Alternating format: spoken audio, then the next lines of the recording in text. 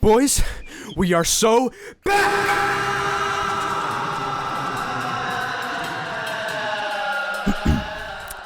Hey everybody, Green X here. Today, we're going to be covering a video game that I have been playing a bit too much of, Kenshi, a semi-top-down squad management game that makes me want to commit a hate crime. In combination with my quirky white boy anxiety and my horrendous upload schedule, What the hell did I do? Kenshi has been the bane of my existence since the dawn of its unholy creation. So allow me to spit 50 minutes of straight bars about this game, so I can finally uninstall it from my goddamn hard drive.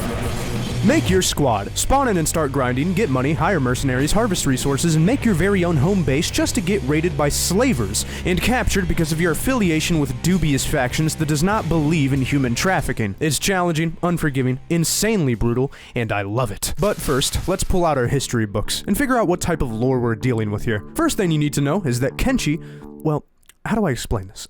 Kenshi is a moon. Not the moon, a moon. An oxygenated moon to be specific. Tidal locked in with other planets. Does it make sense? No. Will I explain further? Go fuck yourself. But Kenshi has tons of historic events attached to it. Some highly exaggerated, and others completely ineligible. But I'll try my best to translate. From the wiki. So, let me take you back. Back to the past. 8,000 years back, actually.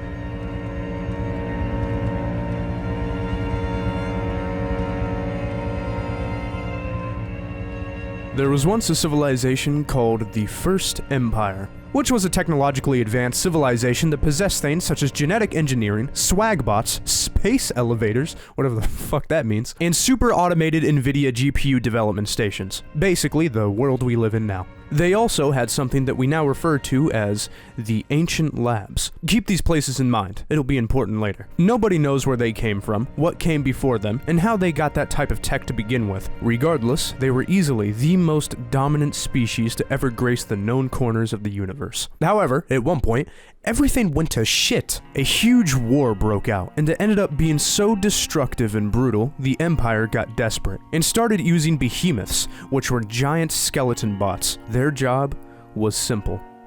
Kill their enemies. And they were good. Very, very good at their job. So good, in fact, that the Empire decided that they would be safer without them. So, they decided to destroy the very things that they created and began leading them into deep pits and encasing them in metal. However, this didn't sit well with the other sentient skeletons, so another war broke out. The skeletons started a rebellion, random plagues started hitting the map, and the Empire got wiped off the face of the universe. All that was left now was the two warring civilizations. These back-to-back tragedies brought humanity to the brink of extinction, along with the skeletons, and it would have been completed if not for the actions of one half-behemoth. Chitrin, or more commonly known by his true name, Stobe. Stobe stopped the ruthless cycles of violence and set a better example for his kind, by throwing himself into the middle of the war in hopes of ending the brutality. Through retellings and pieces of scattered evidence on the battlefield, it is believed that Stobe was trying to stop a nuclear machine, a large man-made missile silo, the sole purpose of which was to drive both races to extinction, a preferable alternative to slavery in the eyes of the humans. And the one thing stopping this from happening was Stobe. A body once designed for collapse and destruction, now stands in the face of utter annihilation. He would ultimately succeed in his goal, but it would cost him his life, and the remains of his deed would be scattered across the lands of Eastern Kenshi, in a section that is now referred to as Stobe's Garden, where his body lies, guarded only by the scorching sun that shines off of his rotting alloyed skin. Skeletons are always crying, is what they say, and they will constantly wipe their memory as a way of coping, to block out the generational trauma they've suffered from these events. This is the grim reminder of what selflessness will leave behind. Any goodness will be cannibalized, and every sacrifice will be overshadowed from the ever-present existence of war. This was the inevitable collapse of the ancient empire, and it wouldn't be the last.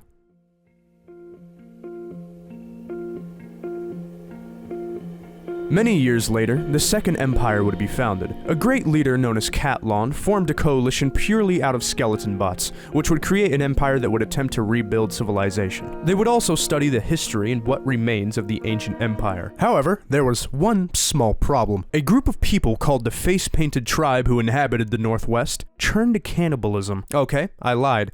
It was a huge fucking problem, because the skeletons were vegans. Xtal and his men fought this group of people for many Kenshis to come. Nobody knows why the North turned to cannibalism, but absent conclusions only drew on more theories. One of the most popular theories being that they are descendants of some of the many ancient laboratories. They speculate the Northwesterners used to be experimented on and used as guinea pigs. The effects from the experiments, the toxins, and overall lack of food drove them to insanity and destroyed their bodies. They would eventually migrate and develop into their own tribe and end up eating other people and even each other. To this day, skeletons remain their biggest adversary, since it's kind of hard to chew through metal. You know, I don't really know how many calories are in titanium. Is it gluten-free? Fast forward, however, the Second Empire begins to lose its grip, not only in terms of its powers, but its ideals. They wanted to keep the peace and restore order originally, but just like any other pure goal, it became perverted. Basically, Kenshi is its own George Orwell story. They began developing child prisons, doing crackdowns on anything religious, and started racking up on innocent casualties. And as soon as the Great Famine hit their map,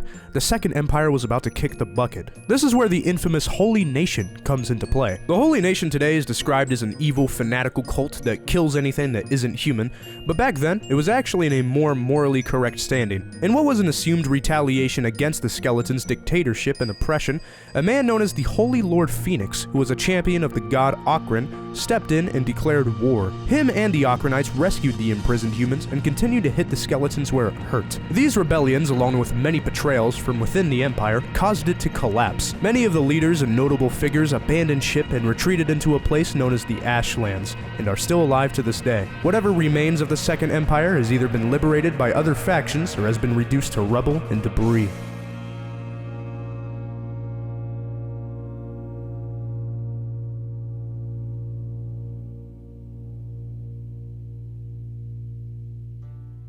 This brings us to the next point in the timeline, which is where Kenshi takes place. In this time period, you are exploring the aftermaths of many wars, famines, and just overall dubious behaviors. No one has anything, which means if you have something, someone is going to try to take it from you. Kenshi is a flawed location, but don't worry.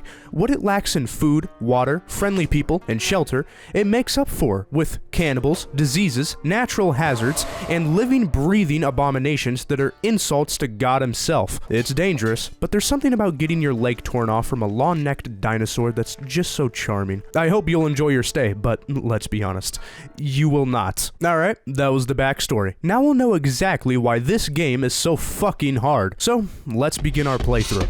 Of course, a very popular topic in Kenshi that is also going to get my channel banned. You got Greenlanders, Sheks, Hivers, Scorchlanders, and Skeletons. We'll get to these guys later. Humans, specifically Greenlanders, are the definition of middle of the road. They're good at cooking, cleaning, and that's about it. You kick every Greenlander out of this country, then who is going to be cleaning your toilet, Donald Trump? Oh, that's... The only objective quality that they have is that they have no racial debuffs. They are capable of the highest highs and the lowest lows. So, if you have no idea what the fuck you're doing, or you're just racist, go Greenlander. Alright, we got the boring shit out the way. Let's talk about the good ones. Scorchlanders are rebellious misfits who are incapable of manners. They hate religion, organized societies, and are naturally nomadic. They are also good at Whoa, what the fuck? 4chan humor aside, Scorchlanders really are a great pick. It's in the middle spot, where it's not too meta, but not too shit either. Now, oh god, we got the Hive. The Hive is kinda shit, but hold on. Hear me out. Sure, they may not be as useful as the others, but they easily have the most personality out of all of the races. They're very eccentric, friendly when they're mentally stable, and humorous. Think of Mordin Solus from Mass Effect, but expanded into an entire playable race and only slightly more autistic. And it's not like it's all bad. They have benefits. It's just that in Kenshi, those benefits don't fucking matter. Oh gee, I can eat raw meat? Oh wow. I can run fast, even though a human can put on a pair of sandals and run just as fast? Oh gee Louise, I can lose my limbs twice as fast as any other race? Wait, that's not a good thing. Oh hell yeah, I can swim in acid? This shit fucking sucks. Believe it or not, they're actually not the worst race in the game. Next up, we got the Shek. They are really good at fighting. They are also really good at, oh wait, no, that's it. If you're not getting a Shek for constant, non-stop fighting, you are wasting a valuable slot in your squad. And considering that fighting is usually what you don't want in Kenshi, they are pretty useless. If there is an activity that does not involve chucking a piece of sharp metal at someone else's chest, they are probably not very good at it. Wait, no, I remember now. You want to know what else the Shek are good at doing?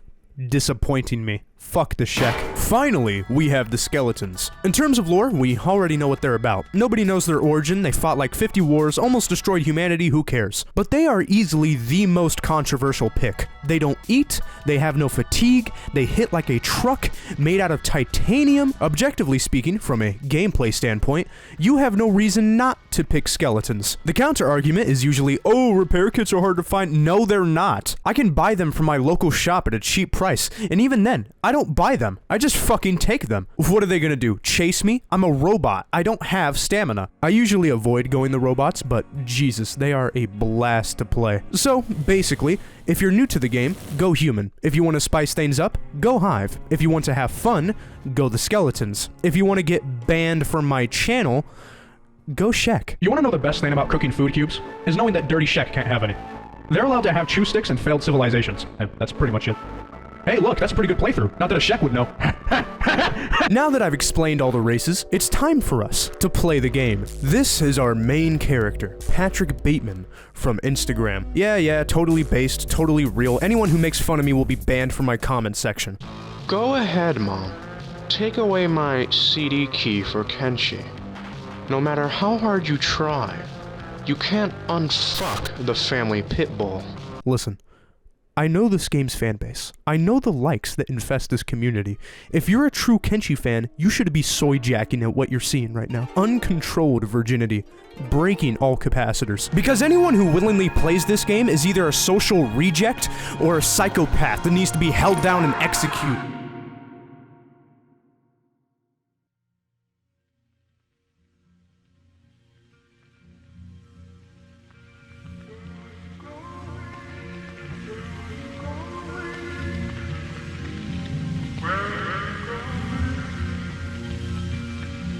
Through level buildings and empty houses, kicking a living.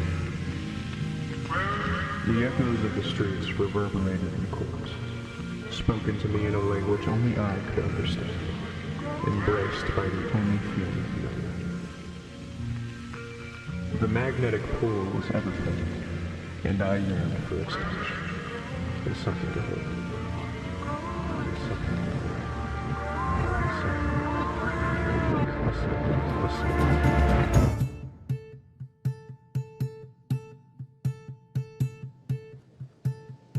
And so our journey begins, after a 5-minute loading screen, because this game hates my CPU. Alright, time to suffer. Immediately when stepping out of your starting town, you'll notice something. You are unconscious because you just got beaten to near death by starving bandits and you are now severely injured. This is one of the many starts you can pick from in Kenshi, by the way. If the crushing difficulty isn't your speed, you can start a different playthrough where you'll spawn in the Great Desert, butt booty ass naked, with no food, no arm, no weapon to defend yourself, and you are currently starving to death. Good luck. You know what? On second thought, this start isn't all that bad. Sooner or later, you're gonna have to experience combat, the source of your misery. So, we might as well get that out of the way now. The game works off of a limb-based health system, where every main part or limb on your character has its own separate health bar. The rest is self-explanatory. Taking 100 damage to your left arm, not a big deal. You might have to bandage it, maybe administer a splint, or even replace it. Taking 100 damage to your chest, however, now that's a different issue. You'll have to get an experienced medic to resuscitate you and give proper treatment. Nah, I'm just fucking with you. You're dead. Let's move on. Kenshi is a physics-based game. This means if your character swings a sword and it visually hits your enemy, that's a strike. None of that dice roll bullshit. Unless your opponent is experienced and dodges most of your strikes. In that case, you have a problem. Once you reach a certain low in your head, chest, or stomach, or blood, if you really fucked up, you'll go into an unconscious state, where you'll either bleed to death or go into a coma until recovery. This leaves you vulnerable to thieves, slavers, and molesters. Probably the best of the trio, since at least they give you something. So, getting knocked out is kinda bad, especially if you're outside where random animals can just run right up to you and begin feasting on your unconscious corpse despite them clearly being labeled as herbivores. Good to know that this game is willing to break its own rules just to fuck you over. If this all sounds unfair to you, don't worry, it is. Welcome to Kenshi.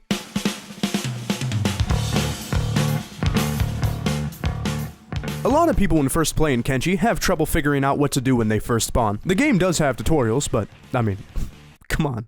Look at this shit. This is pathetic. You might even look up some answers to your newly found lack of purpose, which the common response to on Reddit seems to be, just survive. That's it. That's as deep as the game goes. Thank you for your $30. And I'm sorry, Reddit, but that is terrible fucking advice. Unplug your Ethernet. Saying that this game is empty is kind of like saying that the Scottish have a very nice smile.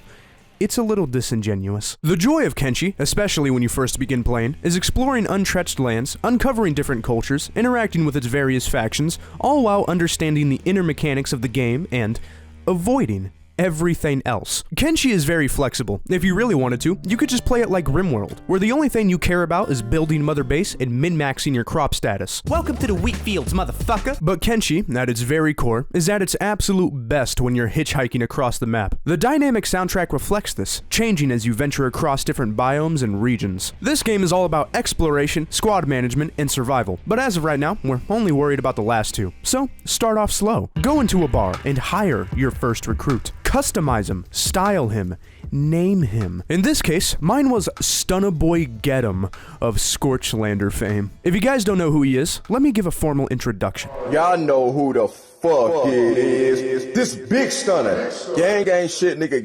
Gang killer stone gang was game, nigga. Y'all know what it is, nigga. This big stunner, man. Nigga get on this bread. Nigga cash like a motherfucker. Ain't playing no game. I'm getting bread, motherfucker. I'm getting money. Y'all niggas broke. Y'all niggas lame. Y'all niggas busted. Y'all niggas ain't getting shit. I'm getting all this bread. Y'all niggas ain't getting no bread. Man, y'all niggas broke and dirty, man. I'm a rich ass nigga, legit boss ass nigga. I stay getting bread. Y'all niggas bum. Y'all niggas lame. Y'all niggas ain't getting shit. Y'all niggas ugly. Y'all niggas getting no female. He is, by all accounts, schizophrenic, an escaped convict from the Great Desert, arrested by the United Cities on account of aggravated assault. In Stunnaboy's own words, he was locked up for, quote-unquote, standing on business. That business being, his own mother.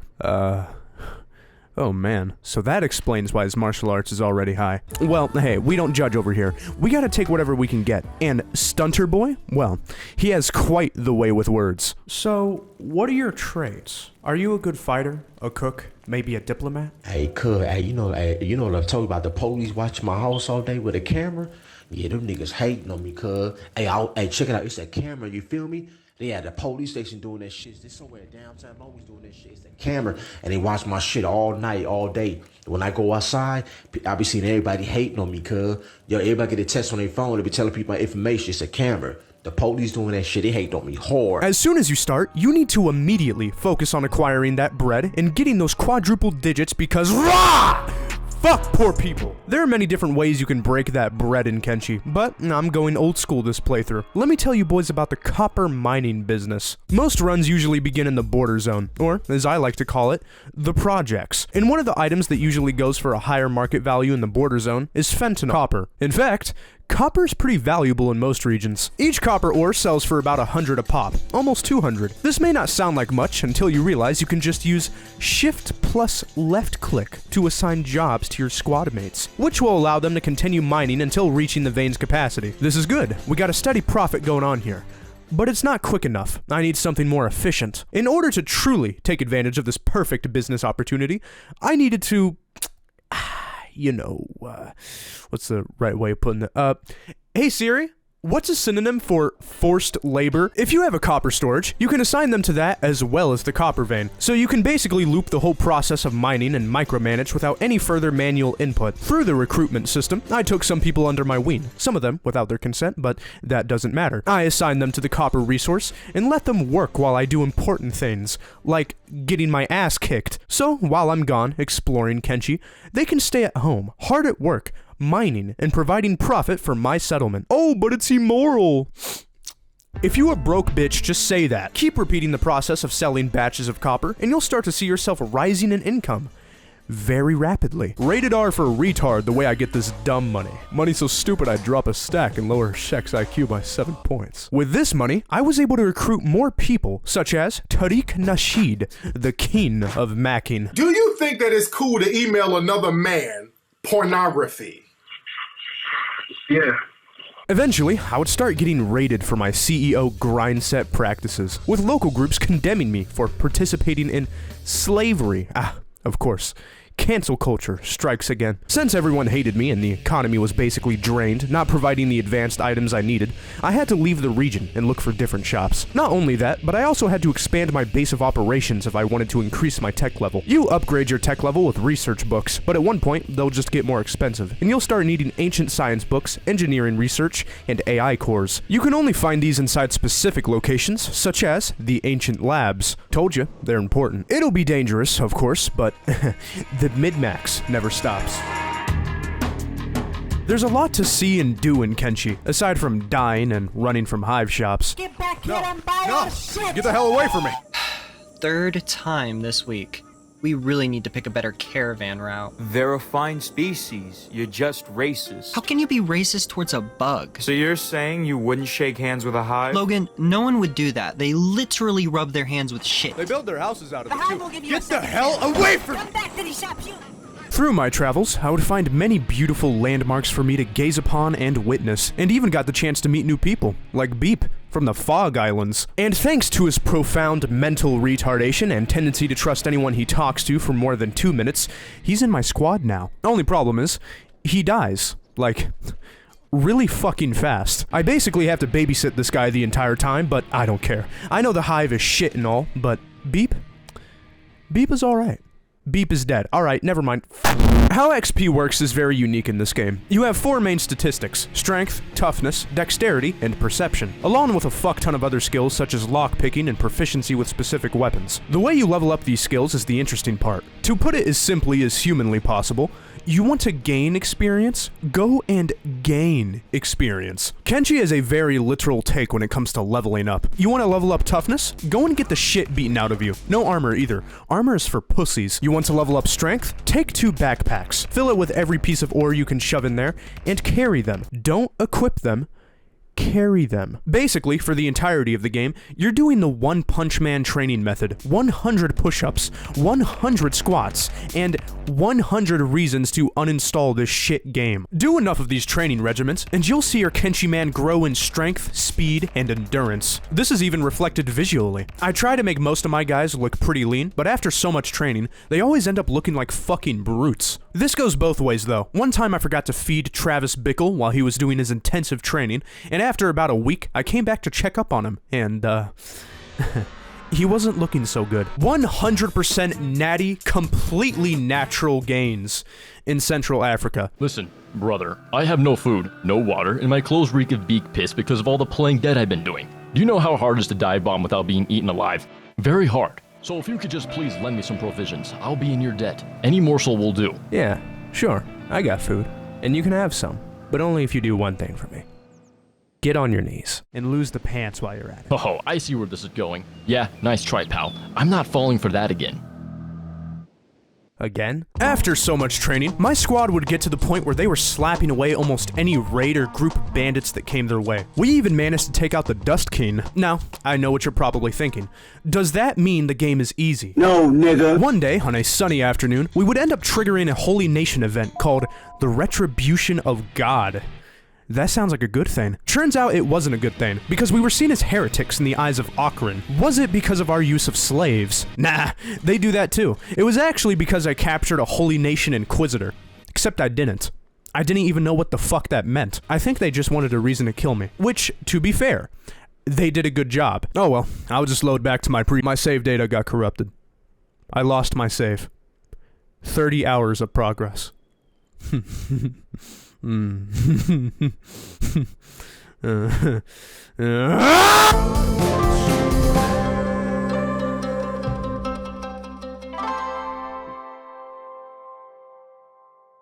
This just in, the Holy Lord Phoenix, blessed be his name, is declared a region-wide ban on heterosexual marriage. We did a survey on the streets of Blister Hill to gather public opinion on this controversial decision. I don't like girls, because they like dick, and that shit is gay. See, when Emperor Tengu comes inside of another man, it's like gay, lame.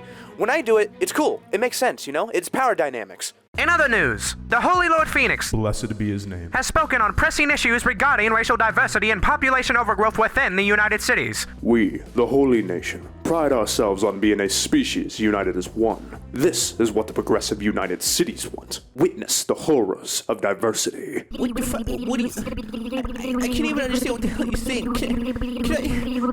Can I have my fucking sandwich? Every time I order from here, it's always the same thing. They're always messing up my order. They never wear gloves. Their breath smells like beak shit. They finger my food. And to think I came here on vacation. What the fuck is this place, India? I don't even care. I just want my taxes abolished. Or a Shek genocide.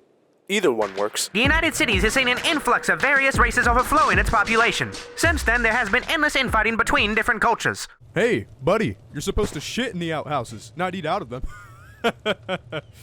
Fucking bug rat. Sir, please leave the shop before I contact the authorities. Yeah, right. I'm a Greenlander, Shopatai native, invested in a Gukcoin. You don't know shit about that. You probably can't even spell Shopatai with your fucked up school systems. You can't even breed properly. Your entire species is based on a failed idea. You guys don't even deserve to own this shop. You deserve to be dragged out, stoned to death. That's putting it mildly. I don't even know what to say at this point. I hope you become patient zero of a new form of brain cancer. Hear he, hear he. Dirty Shek are a fraction of the population but commit half the crimes. Hey, that stereotype has been debunked a long time ago by my people. We're all just as capable of violence as the next. That's not true. Statistically proven that the Shek are more prone to violence. Yeah?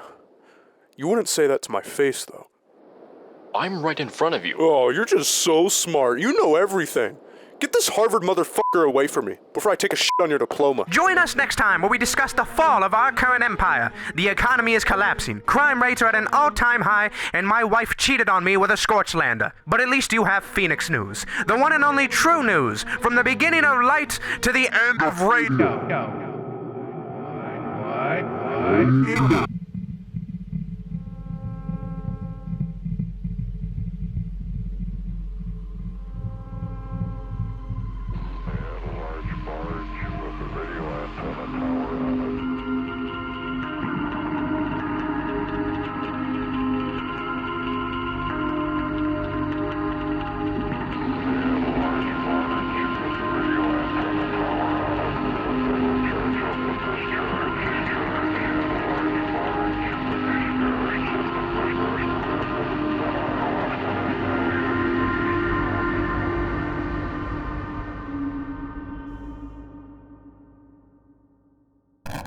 I hate to spoil the video like this, but I kinda like this game. I had my doubts about the size of the map, but it's actually quite dense when you consider all the little things that you can find. From bits of lore told through environmental storytelling that you piece together with books and notes, to the random people that you can talk to. Like these guys. Their getup is pretty unique. I asked them what type of leather they use, and they replied with, yours.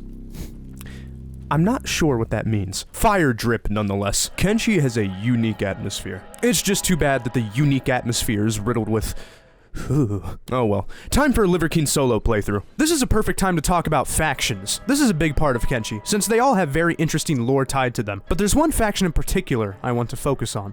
A smaller, insignificant faction that some of you may know as...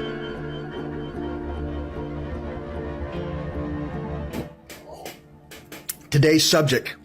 Slavery. We actually tried to get in good with these guys, but they weren't feeling us. Their answer can basically be concluded with all due respect, I don't have pity for you black niggas. One of the major factions in the game, as you may already know, is the Holy Nation, a religion that everyone hates. They are huge, they are protective, they are righteous, and they are only slightly sexist. Now for you guys out there that don't like getting your ass licked, and quite frankly, I don't even care about getting my ass licked, but the reason why I make girls lick my ass is because I know I own them at that point. I don't know if y'all guys seen that movie Ghost, but you seen how when the people would die and Patrick Swayze could see the ghost leaving the people's body, the soul leaving the people's body. That's how it is when a woman's licking your ass. You can see the soul leaving up out of her body. They have a booming economy, and if you're a citizen in one of their many cities, you are guaranteed protection under their rule, and they'll make sure you never go hungry. Oh, and small little detail. They are like the most racist motherfuckers ever. You fat, stinking, and you ugly. Okay. You fat, you stink, and you ugly, and you broke, monkey. And you're the feo mono. Mito racismo. Mito what? Okay. You fat, you stink, and you ugly. You in my country. I'm the top. You can't live in your own country. You're a monkey in your country. The reason why everyone hates the Holy Nation is because the Holy Nation hates everyone else. We are better than you niggas. It's not enough for them to just cast away the others as dirt. They have to remind you how useless you are at every single second. We are better than you niggas. Period. If you're not human, they will constantly flaunt their wealth, privileges, and personal vices just to shit on you every chance they get. You fat, you ugly, and you broke. Okay. We all rich over here. And I just fucked a white bitch from France last night. I don't give a fuck. So what? You fat, you ugly, and you stink. Monkey, shut up with your ugly ass. What you think you doing in my country? Yo, ugly, fat, stinking, ugly, and you need to kill yourself. Basically, if you're a human, and preferably male, but that's not required, you'll be welcomed with open arms. If you're Hive, they'll just stomp you out like the bug they view you as. If you're Shek, they will take immediate action towards you. If you're a skeleton, oh Jesus, God forbid you're a skeleton. Look, I already gave you guys the lore dump, so you should know why the Holy Nation is so petrified of skeletons. They took them out in the Second Empire, and now they're back for revenge. There's literal books written about skeletons and how they're the boogeymen of Kenshi. They won't even bother enslaving you. They will just fucking dismantle you. For as many strengths as the Holy Nation may theoretically have, their biggest weakness always seems to overshadow the rest, which is maintaining race relations. Silence! Damn. Prepare for dust bandits. I don't think those are dust bandits. Greetings, friends. We come to trade with fellow humans. Oh God, it's the fucking Hive. Nonsense. We are human, just like you. Look. What? Sweet mother of God! Brothers, to arms! Why are they yelling? No clue. No clue at all. Please stop shooting human arrows at us. So, overall, they're a pretty fun bunch. However, they are a little inconsistent, because oddly enough, they don't attack Scorchlanders. Lucky for us, there's a mod out there that fixes this bug. I made it. All jokes aside, this is a very popular topic on the forums. People are actually getting mad about this. Lo-Fi Games, get your shit right. Developer of Kenshi, Kenshi 2, which is a game that isn't even out yet, and Fidget Cube Stress Reliever. Game of the Year. Also, as a final note, reconsider when you decide to settle in Holy Nation territory. Because if you do, they will send out propagandists to try and convert you to their religion with their 10+ Mentat boosted charisma. I'm looking for disciples to join my Raw Legion and the Nation of Christland. I can teach you how to actually make a Eucharist, or look at somebody that heals you for diseases. And you don't seem to understand. They will mock you for not having the Holy Flame, which is their Bible. They will give you one. If they come back next time and find out you still do not have the Holy Flame, you will be raided by them. Now, you may want to ignore their commands. You may even feel compelled to, I don't know, insult them. I, a representative of the Holy Nation, am here to tell you, you do not want that. No, you seem to not be paying attention here. Let me further emphasize my point. Here's a clip of me fending off 7 Holy Nation paladins. Psych! This is actually every single person in my group fighting 1 Holy Inquisitor. And guess what? We still lost! This game makes me want to commit a hate crime. If this all sounds depressing, don't worry, I've been there. I used to hate the Holy Nation, until I found out that the trendy thing to do is to hate the Holy Nation. Now I love the Holy Nation. I love worshiping our Lord. I love getting raided by Okranites every week. I love esoteric memes and propaganda. I may lose some men, some food, some resources, but I am Okran's strongest gimp, and I swear, if I see any of you skeleton bastards walking past my establishment, I'm a nut. Oh yeah, nigga, this Okran territory, we clowning this motherfucker. Better take your sensitive ass back to the border zone. Okay, excuse me. I lost myself there for a second. Where was I? Oh yeah, Liver King got enslaved. Fuck this game. Here's a quick playthrough. Got my main man Fwindelius Dickprint. The third, that's right, there's more of them. 3 long generations of nothing but pure, unfiltered womanizing. And before we continue, ladies, his eyes are up here. Fucking skanks. Alright, let us resume. Legend has it that if Wendelius goes more than 1 week without whole, his eyes will pop out like Total Recall. It was a fun time with Wendelius. He accumulated a small band of mercenaries and made his way up north. We would end up settling on a land off the coast called Raptor Island. Now, in my head, I rationalized such a decision by thinking that it was cut off from main civilizations, which meant less raids, theoretically at least, and that the surplus of raptors would be good for meat and hides that we can sell off for profit. And even then, we can just grow our own food. It takes a long fucking time, but it grows. Everything was going good. We enclosed our base with a big wall and had a good source of money developing. However, there was one thing I underestimated. One crucial thing that would end up destroying my entire playthrough. And that one thing was raptors. They get hungry. Really hungry. The indomitable raptor spirit would allow them to break through our fucking walls just to eat all of our crops and take out half of our militia. Wendelius and the rest would quickly vacate and disband after the humiliating defeat. Who would have known that settling down in a place literally called Raptor Island was a bad idea? It's times like these where I just sit down and evaluate just how retarded I actually am. I swear to God, it feels like this entire world is against me. I feel like a Russian trying to obtain a Visa card. It won't happen. It will never happen. The copper mining business is done. Wendelius is MIA. Stunner Boy is dead.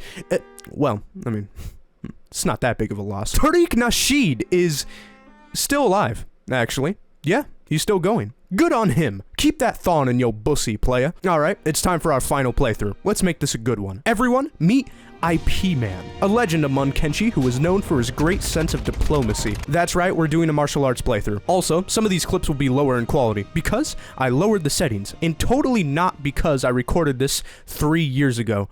I am severely retarded.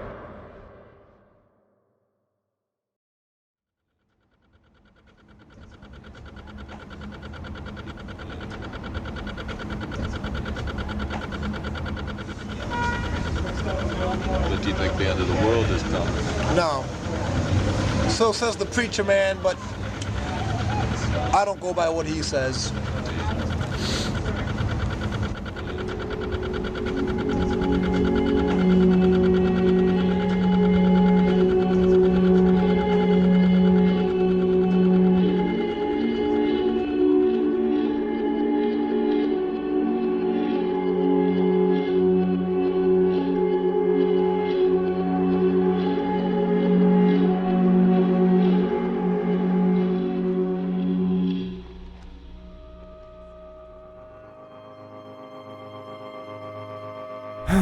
I would insert something witty or clever here to begin this segment, but you know me. I can't even be bothered to try at this point. Which, funny enough, actually fits in pretty well with the theme I'm about to discuss. One of the strongest parts of Kenshi's writing is with its races and their cultures. I may play favorites sometimes, but the truth is, you really can't go wrong with what you pick. Each race has a ton of deep, interesting lore that makes me love them for what they are. Greenlanders, Scorchlanders, skeletons. Yeah, I still hate the Shek. Please, holos, drop those bombs on Squin. Greenlanders ain't good for shit other than sucking dick, and that's it. I concur. I also concur. Oh my God, I concur. But out of all of these races, I found myself drawn to the Hive in particular. And surprisingly enough, it was because of their lore. I initially found the Hive to be yet another boring, insect-like species with no depth to them aside from their undying obedience to their queen. And maybe I was right on some of those initial assumptions, but things change. Our values change. This video has changed. The Hive does not. And that is exactly why I find them so interesting. You see, there's two different Hive factions in Kenshi. You got the Western Hive and the Southern Hive. We don't talk about the Southern Hive, but the Western Hive's alright. Each Hive has its own queen that controls the hive mind and distributes their pheromones to the Hive, which keeps them motivated, strong, and hard at work. However, the queen is a bit of a queen bitch. If any of the Hive disobeys the queen, leaves the hive mind, or just doesn't work as hard as the others, they will be cast out from their society and branded a lost hive. They're completely cut off from their queen's pheromones, and their bonds are severed. This has various effects, and the Hivers either react to it violently, such as becoming bandits or turning into fogmen, or in most cases, they simply just give up. When the queen's pheromones are cut off from a Hiver, they usually break down and fall into this hole of defeatism. Most of them end up dying because they're too depressed to do anything with themselves. They have the entire world at their fingertips. Their free will is at an all-time high, but their lack of motivation flattens any goal or ambition that might develop. That's That's kind of sad. You know it's bottom of the barrel for me when I find myself empathizing with a goddamn bug. Freedom is something we as a species value, even if we take it for granted. It's something we fought over ever since we figured out how to sharpen sticks. So this sudden release could mean good things for the Hivemen, but when it comes at the cost of their aspirations, that means there's no spark for innovation. So, what's the point? What's the point of freedom when you can't even find the desire to push on? What's the purpose of free will when you can't even find purpose to begin with? So, while the other races are going through their own little problems, like famines and the occasional mortal wound, the Lost Hive are just like,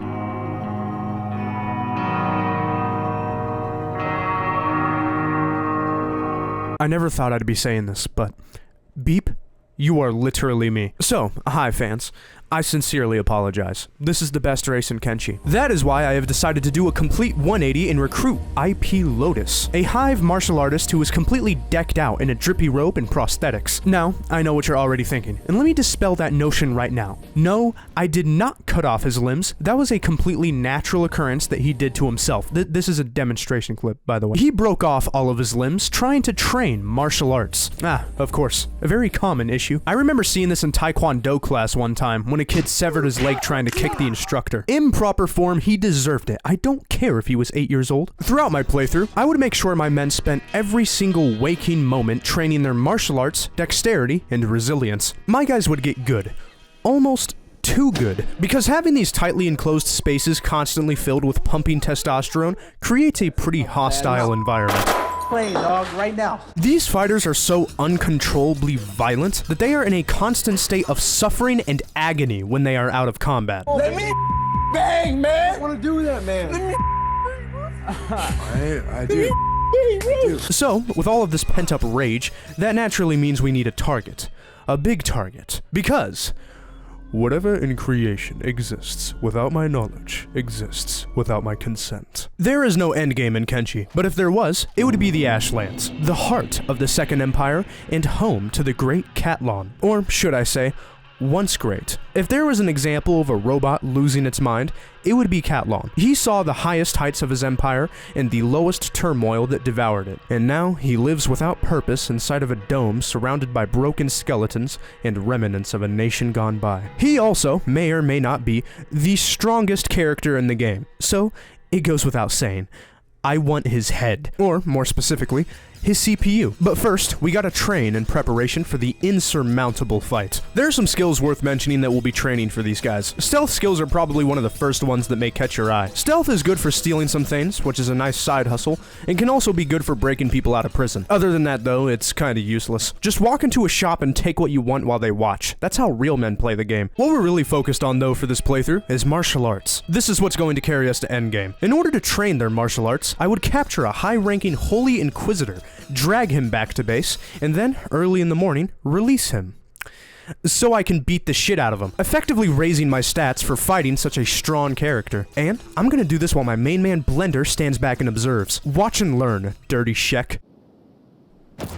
What? What?! It was just a dream, babe. Why are you freaking out? You're schizo. IP Man would never get his ass pissed into like that. Funny enough, because of that whole Holy Inquisitor business, we would get frequent raids from the Holy Nation. It also didn't help that we had skeletons in our band. This started to become a problem. Since faction relations do exist in this game, I decided to do something a little unorthodox for Kenshi. I tried to activate a sense of diplomacy. So, I sent a letter to the Holy Lord Phoenix himself, and offered him a deal he couldn't possibly turn down. He gives me a piece of his land and signs a truce with us, and in return, we will become his personal hit squad of trained martial artists. Usually, I'm not a big fan of negotiations, but I had a good feeling about this one. So, I sealed the envelope and sent it to him, completely satisfied with my cunning way of words. Their letter came back to us rather swiftly.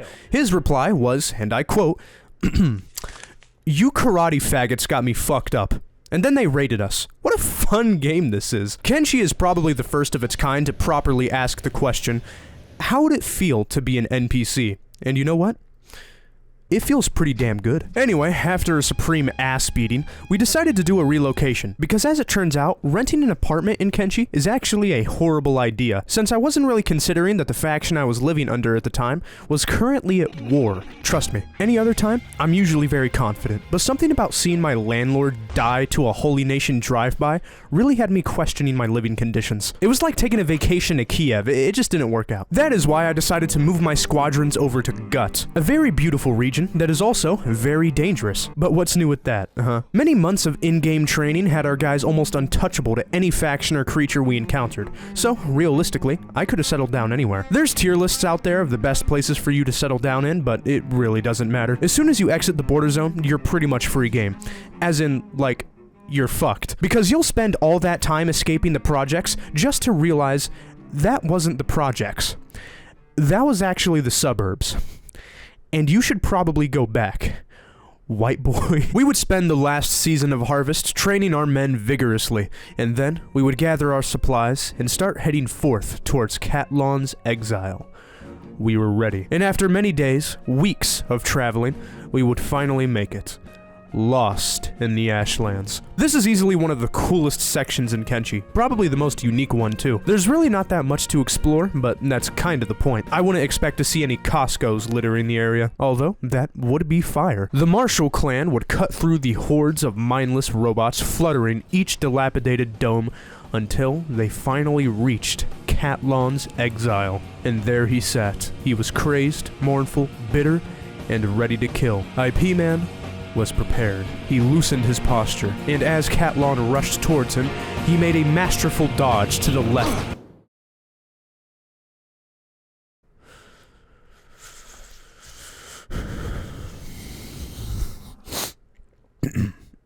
Fallout Shelter is a game all about selective breeding. Okay, Barbara, here's what I need you to do. I need you to take Bob, put his ass in the Amazonian missionary. Experience day-to-day life for the average Jamaica Queens resident, who has to supply for his crib like how a young blood is supposed to. On your adventures, you may find some raid boss tier loot, such as a Glock switch, a fan, a teddy bear, some fetty, and if you get real lucky, a job application. You can pass this to any of the Twitch streamers inside of your vault, because God knows, with my hands clapped together, they need one. Overall, I give Fallout Shelter a 10 out of 10. It's all been downhill since this one.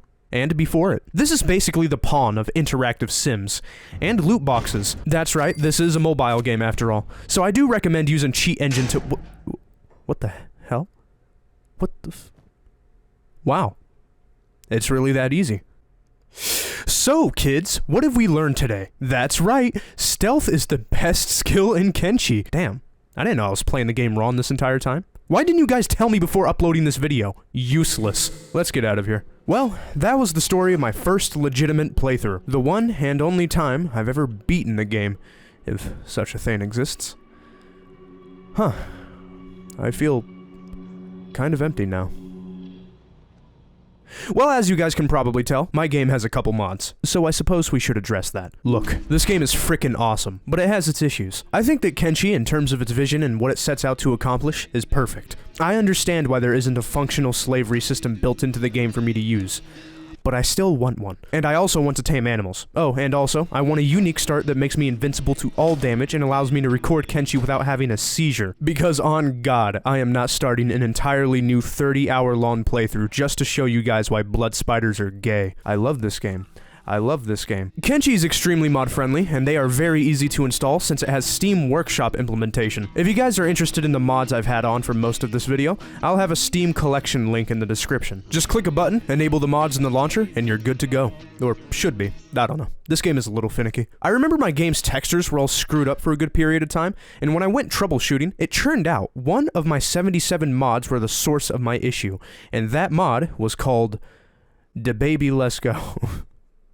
Jesus fucking Christ. An unfunny meme broke my game. I feel like I deserve this somehow. Regardless, there is a very large pool of amazing handcrafted mods that are easy to install and get working. They improve your experience and add to your immersion. Like this mod, where you get to cuddle in bed with your chosen waifu. Given it is a little immersion breaking, since most of you will never, ever feel the delicate touch of a beautiful woman, such as Trisha Paytas, and Pyro Live. Don't worry though, you'll always have the homosexuals on your side. A trad marriage? No thanks, chud. I'd rather goon sesh with the boys, with Tyrone in them, cocking my foreskin back with Wendelia's dick print. And that was Kenshi. I wasn't gonna make a video on this game, since there are like 50 other videos out there that do a much better job describing and selling the game than I do, but screw it.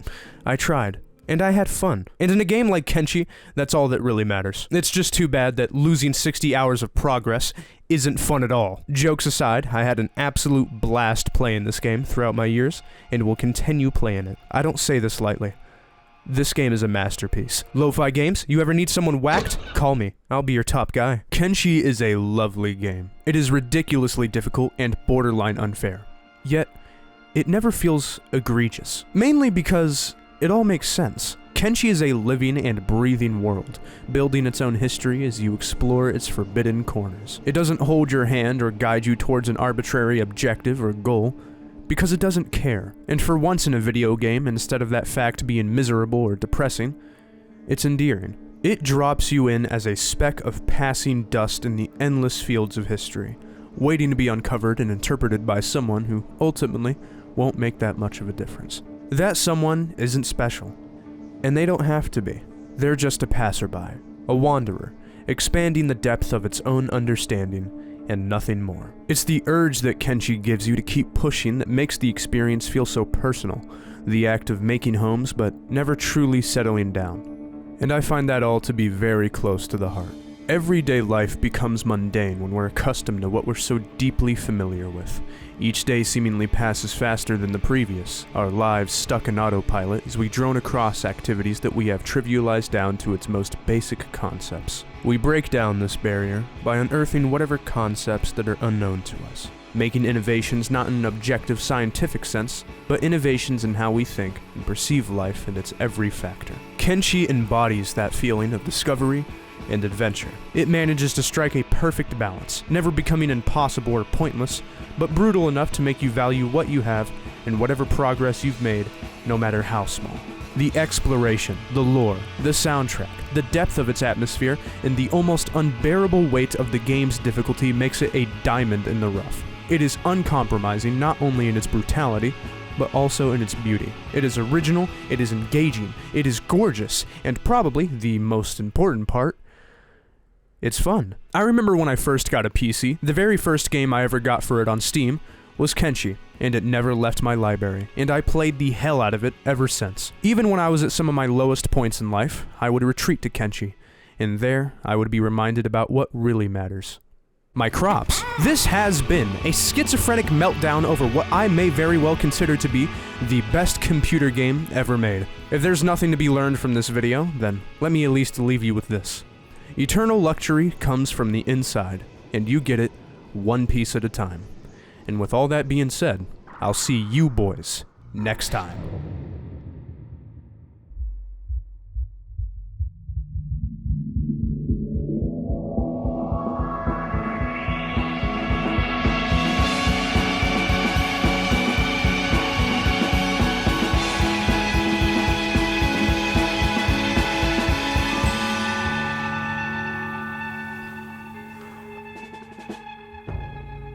An exiled Hiver, depressed by his lack of purpose, journeys east in hopes of drowning his sorrows of loneliness and isolation.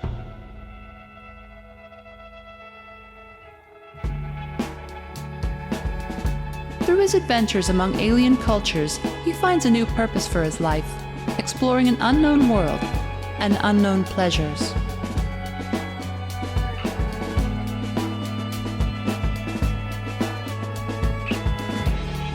He feels the sensations of discovery, the development of new emotions and ideas within his now independent mind. Concepts that the Hiver never understood before begin unraveling in front of his very eyes.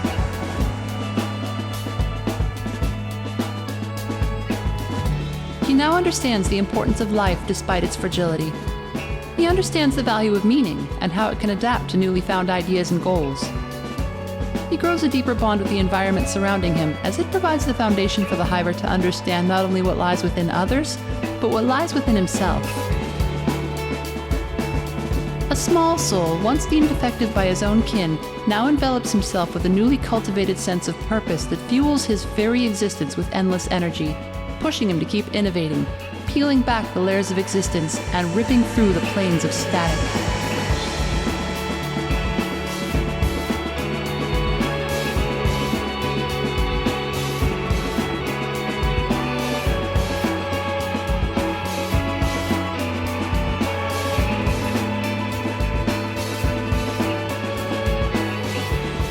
It was through this very journey that the Hiver realized that the most powerful and meaningful purpose isn't found through other life forms or creative works, but is instead found within ourselves, and can be manifested into something much greater than what we could ever possibly conceive. This is the power of free will, and its unrelenting persistence to become something greater. Something that can be found nesting deep in the minds of every single species and every soul, including you. Thank you for watching.